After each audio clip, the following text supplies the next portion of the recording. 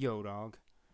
So, I'm finally getting around to actually reviewing the 8BitDo Ultimate 2 wireless controller, which, for the price, controller is $60 on Amazon and is frequently available with a 10% discount code to bring it down to around 54 bucks before tax. So, after tax and everything, you're paying less than $60 for a controller that is fantastic all around.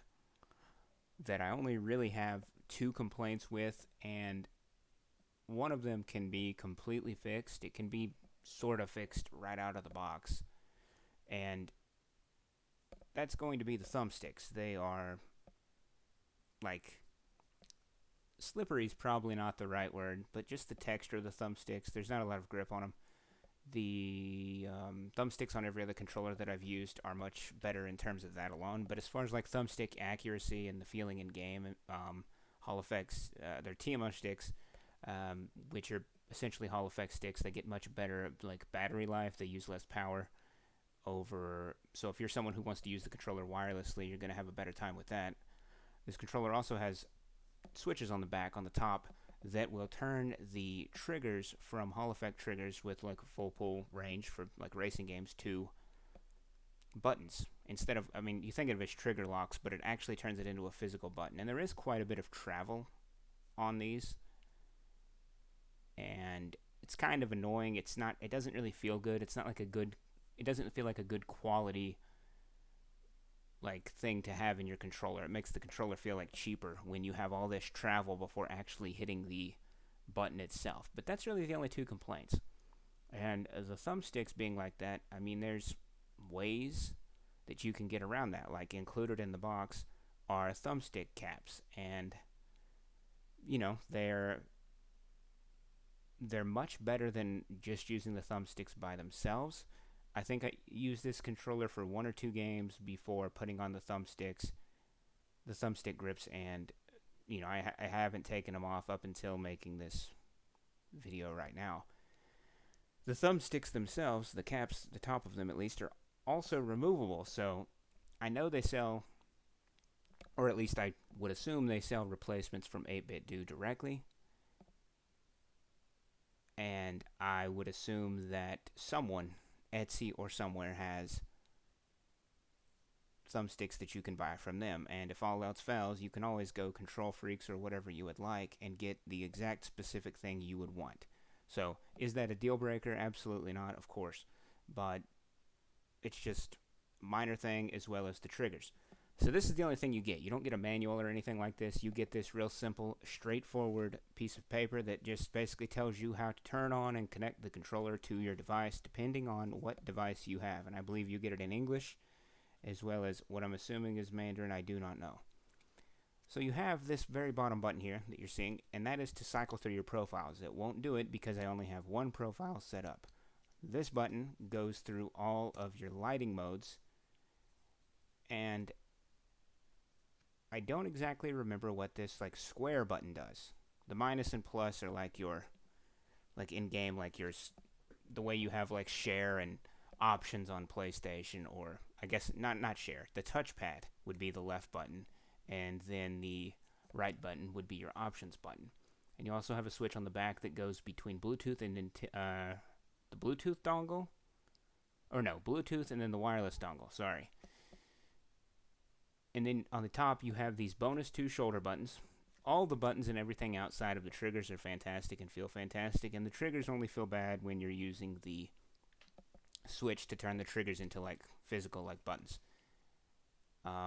As far as positioning of the hands and everything like that, it's fantastic. I have no complaints there. I don't have to move my hands around or anything like that in order to be able to comfortably use the controller like I did with the Blitz 2. And certainly doesn't, it's not going to help your aim or your levels of comfort if you're playing like a game for a long time to have to change the way you've been holding a controller for I don't know how many years. And almost forgot, you do get a USB-C to USB-A cable included as well, of course, as you would hope.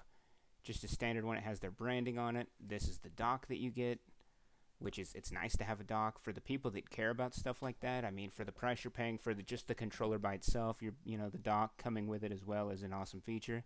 It's a USB-C plug on the back, standard prongs to seat the controller on the top, and on the bottom of the dock you have the dongle in case you don't want to use the dock and you still want to use the controller wirelessly. And you can use the controller wirelessly like with the dongle inserted into the dock and you just plug the dock into your PC, or you can use it with the dongle plugged into your computer. And obviously if you don't have a Type-C port, you are going to need an adapter buster. So I mean, all in all, like it's a lot of these controllers, and I could have seen this controller retailing for closer to $80. I really could have, just considering what you get out of the box with like the Blitz 2 TMR or the Vader 4 Pro, which the Vader 4 Pro right now is my favorite controller. It's the controller I reach for every single time. And, I got it from Temu, of all places, for such a great price. And I've seen like people get it for cheaper than that. But if this controller checks your boxes, you cannot go wrong with this thing whatsoever. Alright, so as you can see, we are here on Amazon, and the Ultimate 2 Wireless is available in black, purple, and white. All three are $59.99 and each have a 10% off coupon.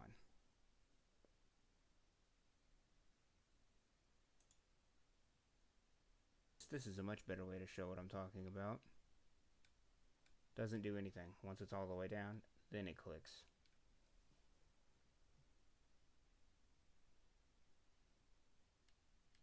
And that's just annoying. It's not like a huge deal, but it is what it is. Just so you can see that the triggers themselves work normally as well. Hall effect triggers. These are TMR thumbsticks.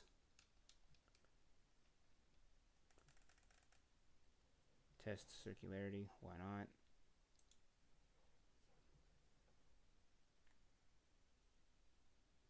In case anyone cares about that.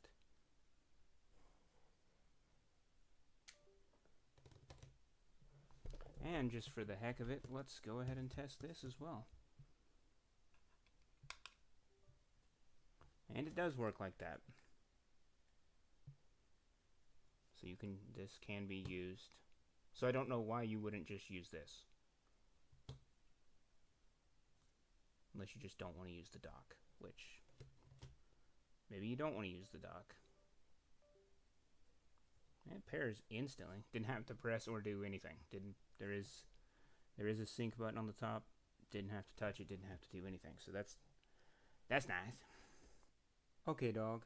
So last and most importantly, depending on how you want to look at it, is GamePadlet.com, which will give you all the information you could want on your controller as far as like actual tested data, not personal opinions or preferences or anything like that.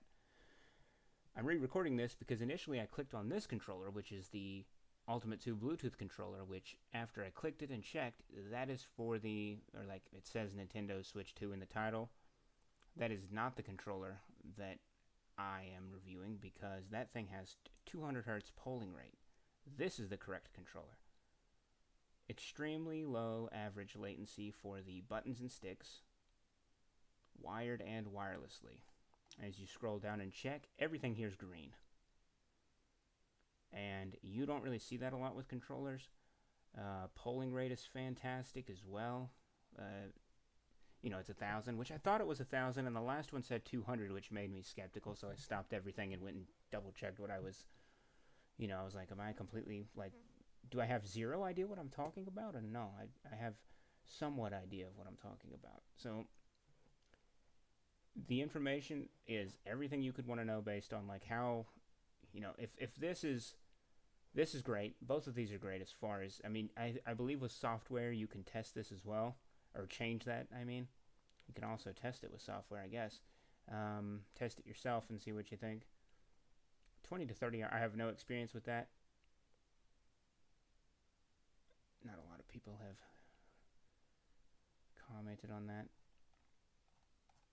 So, last thing to do, which I thought was this, but the software for this controller. Yeah, let's take a look at the software. Okay, so here we go with the first look at the software. Not the first look, but I've used the software before. Pretty sure you have to use the software to set profiles. So let's go ahead and take a old gander at the profiles where I have set to, can we view it? So I just have this set to Y, X, A, and B.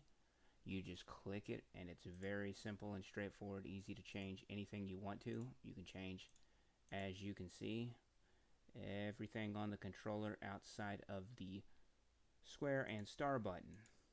Now,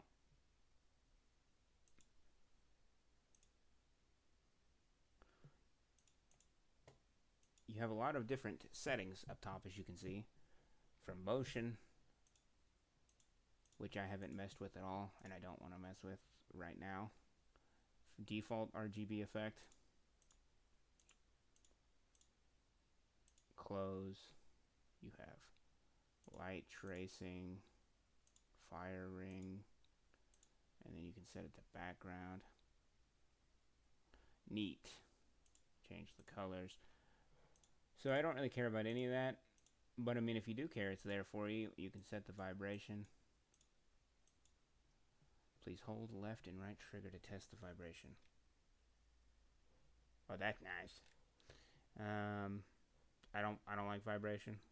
Don't use it in my controller. I just wish I could take the. I mean, I could take it apart and take the vibration motors out, but they don't. It doesn't bother me that much. Just the weight of it or whatever. Left trigger, right trigger. Okay, that's neat. So you can turn this however you like. That's nice. Here you go with your dead zones. If these are true Hall effect like TMR sticks, you should be able to drop that as low as you would like. I thought this was already set. I guess it doesn't save it in the profile. I guess it's just like button mapping or something.